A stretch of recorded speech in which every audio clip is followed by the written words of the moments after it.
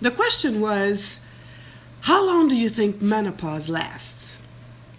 People say average 10 years. I heard on the radio, I saw it on the news, I saw it at Good Morning America, whatever. The thing is, we're all different. And I'm going to tell you how to figure out how long your menopause is going to last. The length of your complete, or the time of your complete hormonal change is equivalent to your first hormonal change that allowed you to conceive children at the very beginning. In other words, if you had your period at 14, first time, well, it'll take you 14 years to go through this hormonal change again. So if you start your premenopausing symptoms, heavy bleeding, period that are, not so regular anymore, you feel a little bit more stressed out, there's something going on. No matter what the blood test says, there's something going on. Just like your daughter, there's something going on with her. Anyways, so it'll take you as much time to close the shop that it did to open it. As I just said, it doesn't mean you're going to experience full-blown symptoms all the way through either. It starts gradually and it ends gradually. For a fact, 10% will experience no symptoms at all. They will have a gift menopause, if there's such a thing. 10%, another 10%, will have extreme symptoms, like, unfortunately, many of you, as I can read. And 80% will have an average normal menopause. What does that mean? Stress, forgetful, foggy brain, gaining weight, starting to have more of a body change, just like it did at the first time. Remember when you first had breasts? Well, now these are going to be maybe not disappearing, but anyways. So, what do we do with that? Let me tell you for sure that stress, nutrition, and your percentage of fat on your body have an immense impact on the symptoms. Let's take fat, for example, okay? Did you know that the medical community now qualifies or has named the body fat a toxic organ? So in the last, X amount of years, we now, in the last decade, have added an organ to our body. We had heart, we should have heart anyways. All the systems that we have, that we've been born with for hundreds and thousands of years, we added fat. How nice is that? And that fat is considered toxic organ. Geez, what does that mean? The more fat you have, the less you are able to detoxify your daily toxin because it stores it. That's what it means.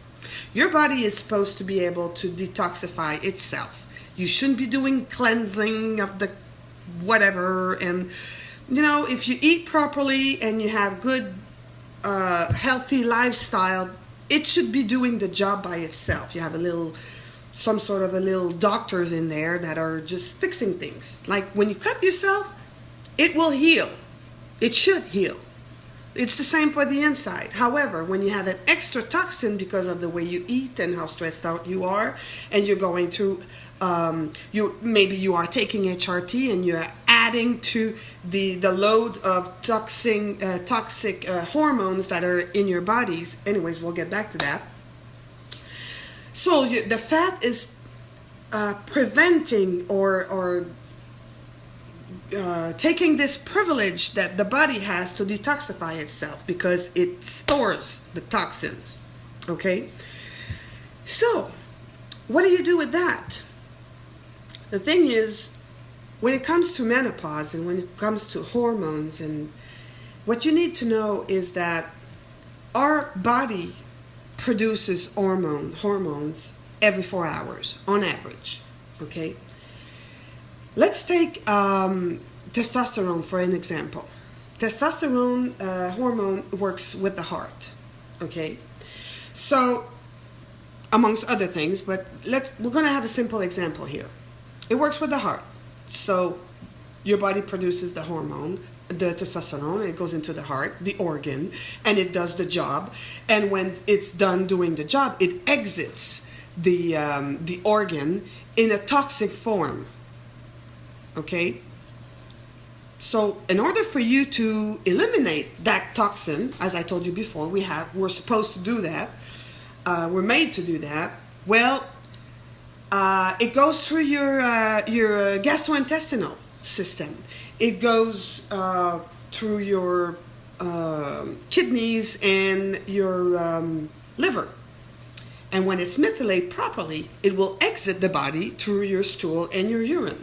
Simple enough. However, when you have an extra load of hormone, or there is a unbalance in your hormone, what happens is it doesn't necessarily methylate properly.